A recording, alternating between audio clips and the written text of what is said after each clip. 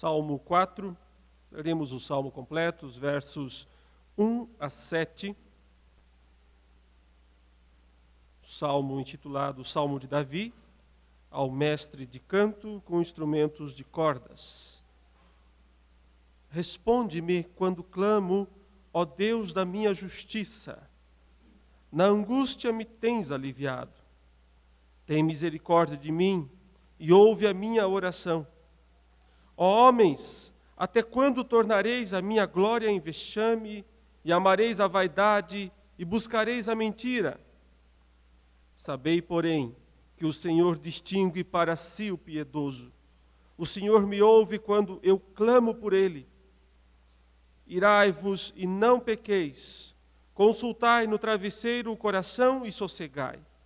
Ofereceis sacrifícios de justiça e confiai no Senhor. Há muitos que dizem: quem nos dará a conhecer o bem? Senhor, levanta sobre nós a luz do teu rosto. Mais alegria me puseste no coração do que a alegria deles, quando lhes há fartura de cereal e de vinho. Em paz me deito e logo pego no sono, porque, Senhor, só tu me fazes repousar seguro. Até aí, meus irmãos, a leitura da palavra do Senhor. Os salmos são a parte da palavra de Deus que mais revela o estado espírito demonstrado pelos homens de Deus do passado, nas situações que eles vivenciaram. Situações muitas vezes difíceis, situações de calamidades, situações de perdas, de grandes lutas.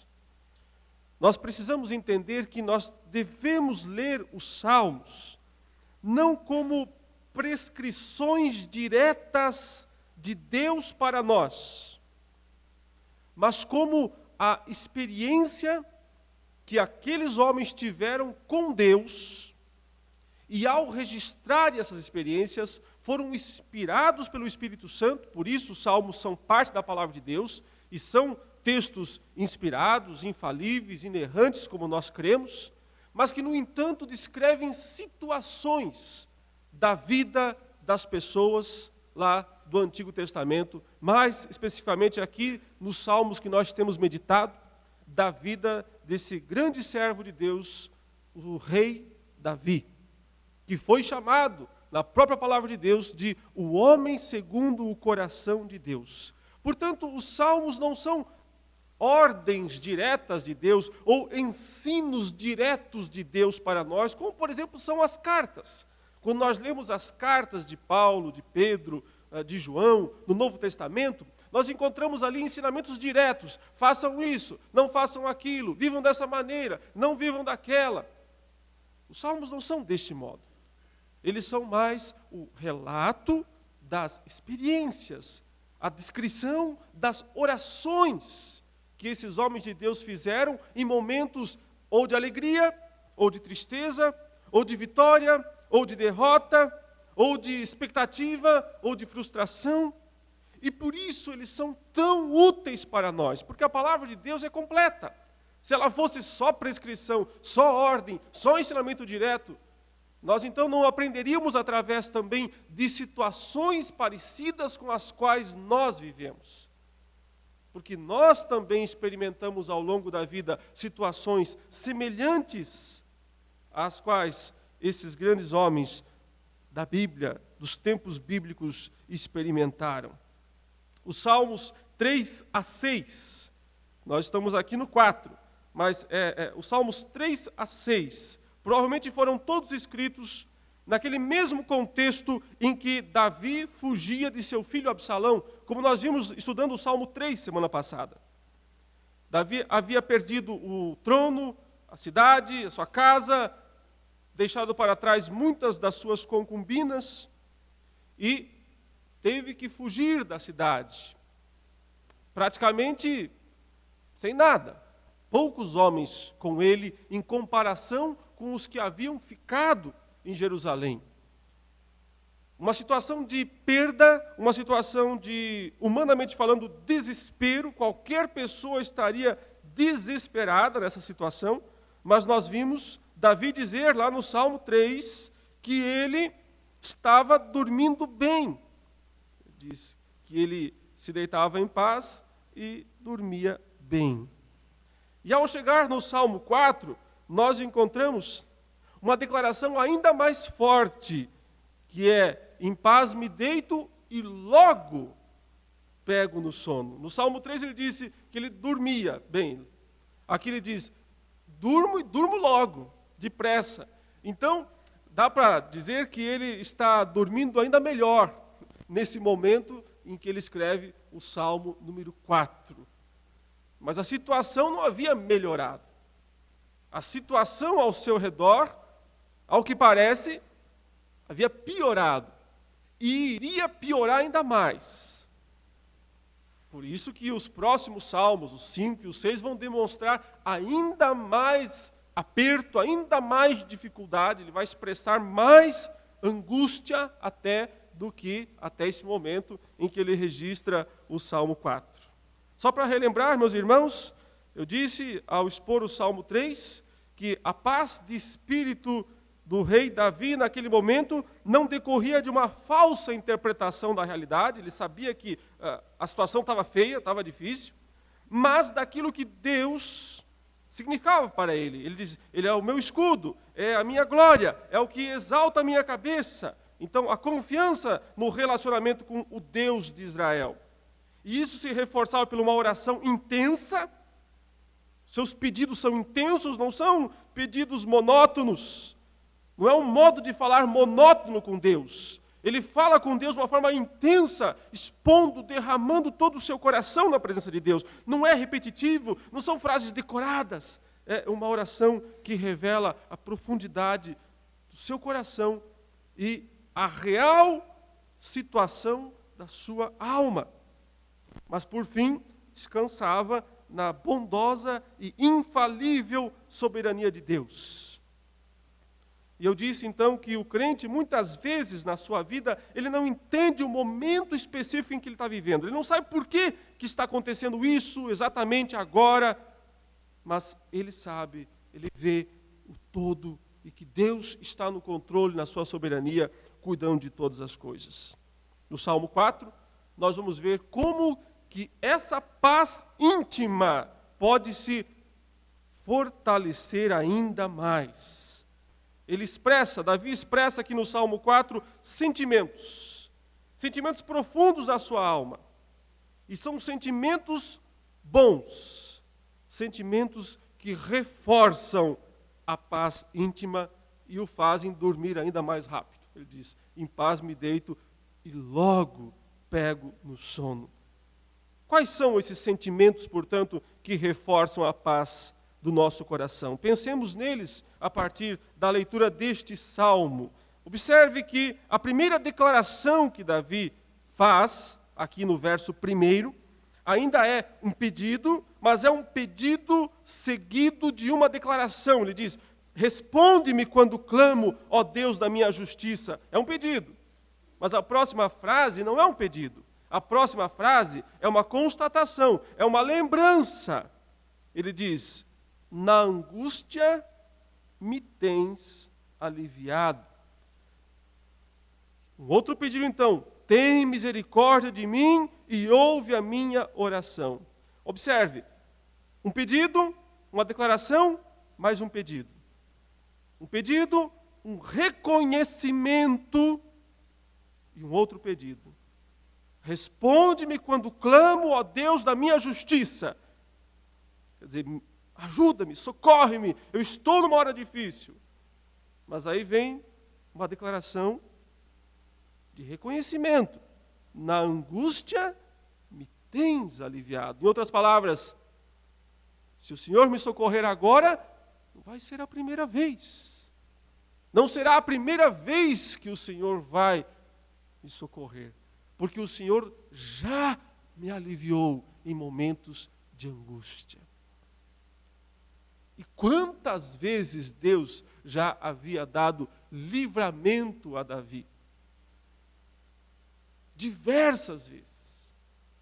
Deus já havia operado, feito grandes coisas na vida deste homem. Mas você percebe que muitas vezes nós, na hora da angústia, nos esquecemos do que Deus já fez? Nos esquecemos dos grandes feitos de Deus do passado? Porque estamos por demais preocupados com o presente. Estamos por demais preocupados com a situação momentânea que vivemos. E nos esquecemos que Deus já fez grandes coisas, já fez grandes obras antes. Aqui nós temos, meus irmãos, o primeiro sentimento que reforça o estado íntimo de paz. É justamente orar a Deus, suplicando pelo tempo presente, mas sem se esquecer que estamos falando com Deus, que já respondeu nossa oração antes. Sem se esquecer que esse Deus não está começando um relacionamento conosco agora.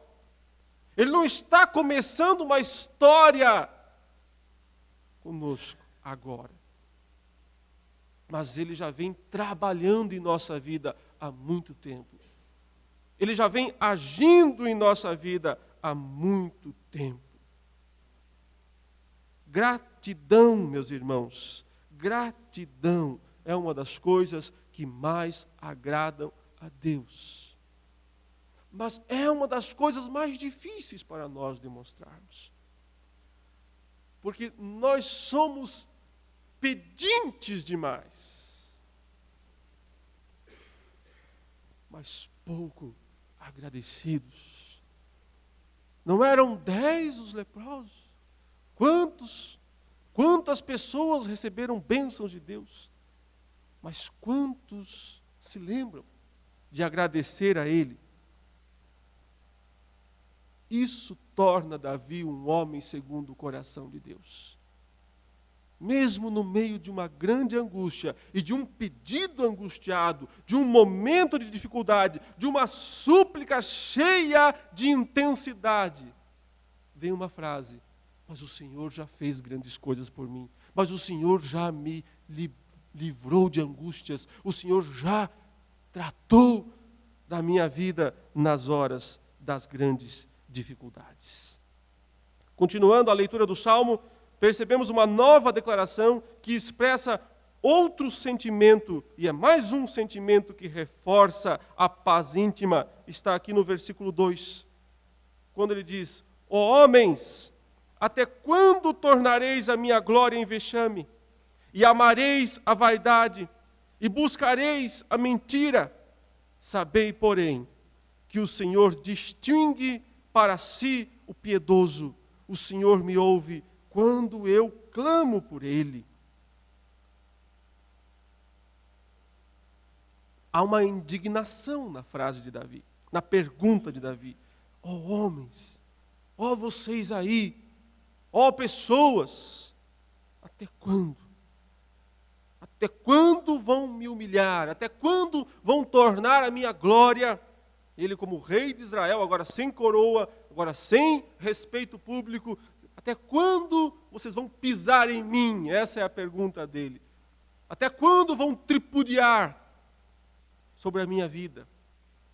Até quando vão amar a vaidade, buscar a mentira? Há uma indignação, e é uma indignação justa. A indignação justa é aquela que nós sentimos quando as pessoas nos atacam sem motivo. Mas a mais justa das indignações é aquela que Cristo sentiu. Quando ele viu o templo, a casa de Deus, sendo transformado num local de lucro para algumas pessoas. E então ele diz que a ira o consumiu, mas foi o zelo por Deus. A mais justa das indignações é a que sentimos quando vemos as pessoas atacarem a glória de Deus. Mas a declaração que Davi faz aqui: ó homens, até quando vocês vão amar A vaidade, buscar a mentira, é uma declaração que vai contra a própria essência da vida humana atual. É o que as pessoas mais fazem. Elas amam o que é vão. Vaidade quer dizer aquilo que é vão, aquilo que não tem razão de ser. Toda a cultura humana gira em torno do vão, da vaidade, do que não tem valor nenhum. Toda a busca humana é por essas coisas.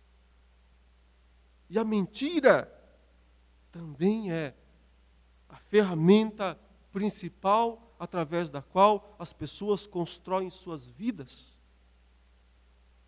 A pergunta de Davi é: até quando? Porque há uma tendência em nós de nos acomodarmos diante da vaidade, da mentira, do mal. Uma tendência de dizer: é assim mesmo. Não tem solução. É assim mesmo. Vai fazer o quê? É a vida. É assim que as pessoas são. Mas um homem de Deus nunca se conforma com isso. Nunca se conforma em ver a situação ao seu redor. Ele não se cala. Ele não consegue se calar. Veja a declaração: sabei, porém. Quer dizer, tomem conhecimento de algo. O Senhor se importa. O Senhor distingue para si o piedoso. O Senhor se importa. Faz diferença ser piedoso. Pense, meu querido, minha querida irmã, nos dias atuais, em que piedade é para uns motivo de chacota. E para outros, como Paulo dizia, motivo de lucro. Diz que muitos querem lucrar com a piedade dos outros. Para uns é chacota. Para outros é lucro. E para nós o que é? O que temos dito, o que temos falado, o que temos proclamado? Os verdadeiros crentes devem proclamar o verdadeiro valor da piedade. Vale a pena ser piedoso num mundo ímpio. Vale a pena ser piedoso no mundo que considera a piedade uma chacota. Vale a pena ser piedoso no meio de uma religião que usa a piedade para benefício próprio. Por quê? Porque o Senhor distingue para si. O Senhor separa para si. O Senhor visualiza o piedoso. O lucro da piedade não está nas bênçãos que alguém pode receber, mas está no fato de ser visto por Deus, de ser distinguido por Deus, de estar numa relação especial com Deus, uma relação íntima com Deus. Esse é o ponto especial. Deus traz o piedoso para perto de si. Deus faz o piedoso se aproximar dele. O lucro da piedade está na comunhão com Deus, na proximidade com Deus. Não significa dormir em camas confortáveis. Mas como disse Jesus, o Filho do Homem não tem onde reclinar a cabeça. Se você quiser vir comigo, precisa saber isso, precisa entender isso. Mas muito melhor dormir ao relento, ao lado de Jesus, acompanhando Jesus, do que numa cama confortável, longe dele. E aqui está, então, o segredo do sono bom de Davi. Ele indigna-se diante da realidade da humanidade, mas proclama e sabe o verdadeiro valor da piedade. Continuando, meus queridos, vejamos a próxima declaração que Davi faz aqui no versículo 4, que é uma das mais centrais aqui nesse salmo. Até mesmo o Novo Testamento a cita quando ele diz: irai-vos e não pequeis. Consultai no travesseiro o coração e sossegai. Ofereceis sacrifícios de justiça e confiai no Senhor. Por que Davi teria dito isso neste momento em que ele escreve o Salmo, revelando toda a profundidade da sua angústia diante de Deus pela situação difícil em que ele enfrentava? É porque a indignação justa demonstrada no verso anterior não pode se tornar injusta quando ela extrapola, quando ela vai além do que é correto diante de Deus.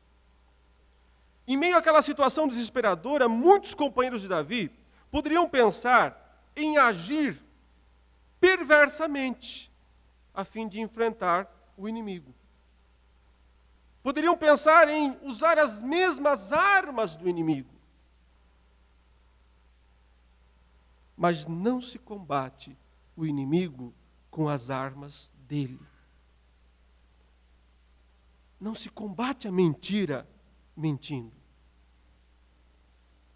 Não se combate a ira ficando irado. Porque então se cai na vala comum.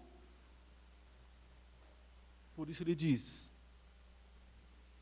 irai-vos e não pequeis. Consultai no travesseiro o coração.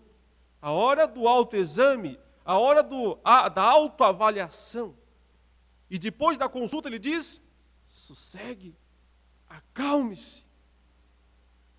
Possivelmente os soldados ali, companheiros de Davi, queriam ir para a batalha. Queriam pegar as espadas. Queriam ir lá tentar derrotar Absalão. Recuperar o trono, na marra, na força. Ele diz: é hora de se autoexaminar. É a hora de verificar como está o coração. A verdadeira batalha não está lá fora, está aqui dentro. A verdadeira batalha não está lá fora, está dentro de nós. Como está o nosso coração diante de Deus? A hora da revisão. Uma das atitudes piedosas menos praticadas nos dias de hoje. Autoexame. Algo que os grandes homens de Deus do passado sempre faziam. Parar e pensar. O que eu estou fazendo? Minhas atitudes refletem o caráter de Cristo perante o mundo? Mas mais do que atitudes, observe, consultai no travesseiro o coração. Coração é o que vem antes do agir. São os próprios sentimentos, são as motivações. O que é que me motiva? Por que é que eu faço o que eu faço? Quais são as razões subjacentes? O que está por trás das minhas atitudes? O autoexame, que muitas vezes para nós é descartável.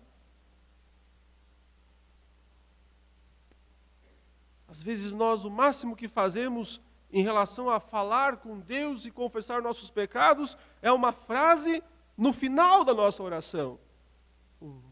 Vários pedidos e no final, com o perdão dos nossos pecados. Amém. Não é errado fazer isso, não é errado. Desde que seja verdadeiro e não apenas uma mera frase de efeito. Mas consultar no travesseiro o coração é muito mais do que isso. Porque nós precisamos avaliar se nas nossas batalhas, se nas nossas lutas, nós não estamos usando as armas do inimigo, se nós não estamos combatendo mal com mal, o servo de Deus não pode combater mal com mal. Por isso, irai-vos e não pequeis. Vai descansar, se autoavalie e descanse, e sossegai. Quer dizer, um descanso repentino e imediato nas promessas de Deus. Próximo sentimento que reforça a paz íntima está aqui no versículo 6. Novamente, Davi constata a sua realidade e então dá uma resposta.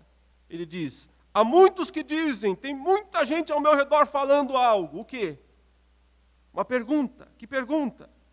Quem nos dará a conhecer o bem? E a resposta dele é uma oração: Senhor, levanta sobre nós a luz do teu rosto. Há muitos que dizem, quem nos dará a conhecer o bem? Essa é uma pergunta sem esperança.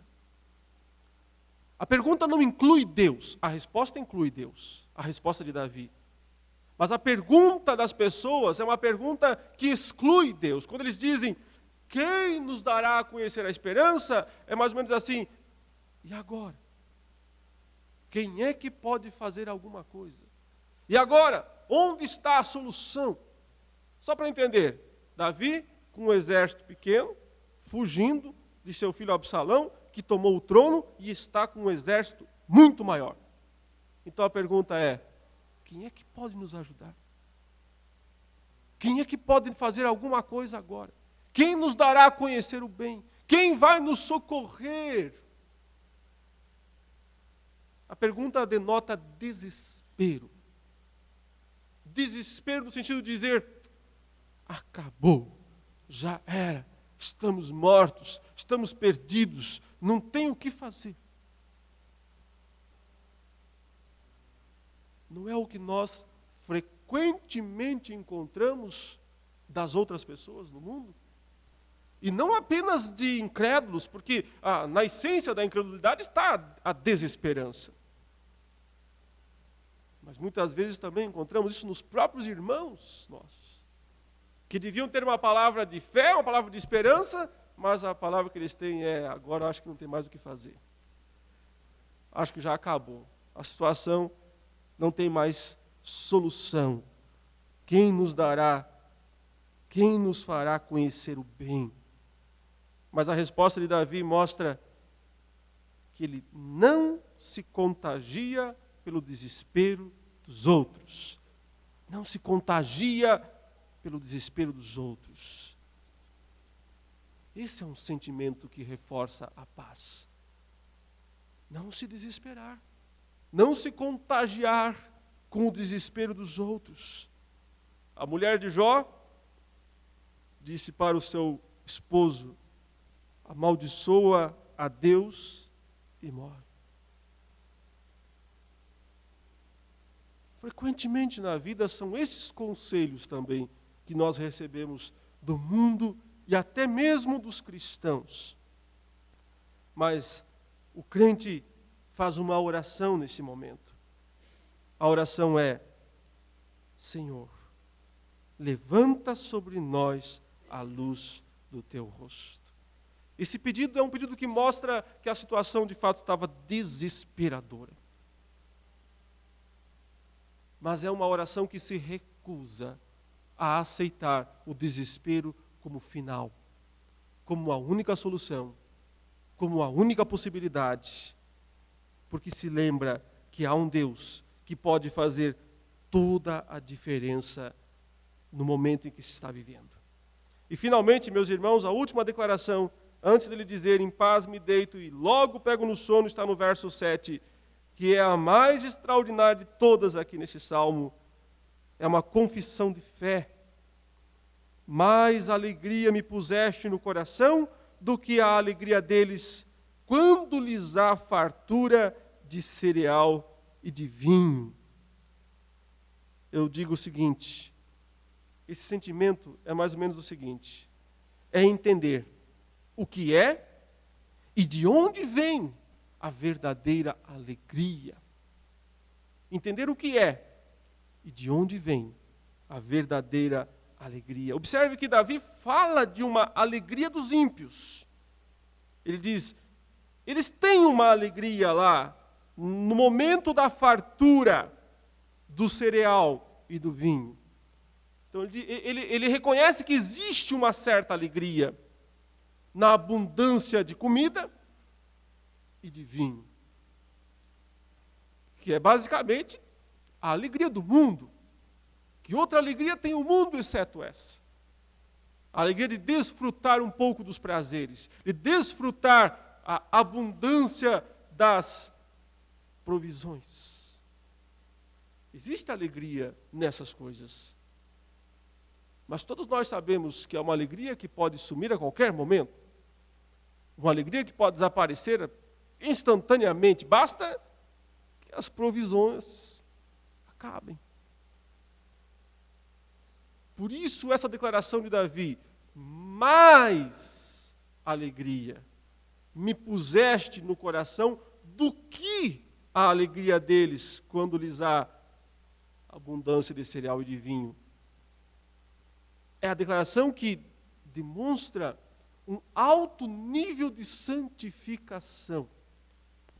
Um estágio muito avançado de santificação. Que possivelmente muitos de nós não alcançaram isso ainda. Quando ele diz, eu sou mais feliz do que eles, não tendo nada. Eu sou mais feliz do que eles, dormindo ao relento,